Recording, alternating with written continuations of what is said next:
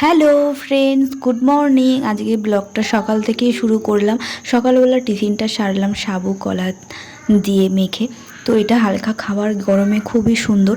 আর ওয়েদারটা দেখো আজ কতটা সুন্দর, খুবই ভালো লাগছিল। তো আমি সকালবেলা একটু চাল ধোয়া জল নিয়ে মানে আমি একটা ভিডিও দেখেছিলাম যেখানে বলা হয়েছিল যে সপ্তাহে একদিন চাল ধোয়া জল দিলে গাছ খুব ভালো হয়। তো আমি সেটাই দিয়ে নিলাম। নিয়ে হচ্ছে যেহেতু আজকে ওয়েদারটা সুন্দর, তাই একটু ঘোরাঘুরি করছিলাম। যেহেতু রান্নাবান্নাও তো করতে হবে, খাওয়া দাওয়াও তো করতে হবে, তাই একটু ঘোরাঘুরি করে আমি ডাল সিদ্ধটা বসিয়েছি। আর তার মধ্যেই দেখো কত জোরে বৃষ্টি এসেছে, খুব বৃষ্টি হচ্ছিল। তো আমি এদিকে রান্না বসিয়ে দিয়েছি।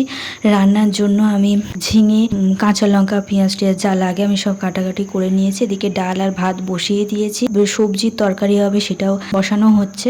তারপরে হচ্ছে কাজবাজ করে রান্নাবান্না করে সব মাজা ঘষা পরিষ্কার করে ফ্রেশ হয়ে চান করে আমি পুজো দিয়ে নিলাম। পুজো দিয়ে আমরা লাঞ্চটা সেরে নিলাম। লাঞ্চ সেরে একটু রেস্ট করে আমি আর মা বিকেলবেলা গেছিলাম বাড়ির উপরে শপিং করতে।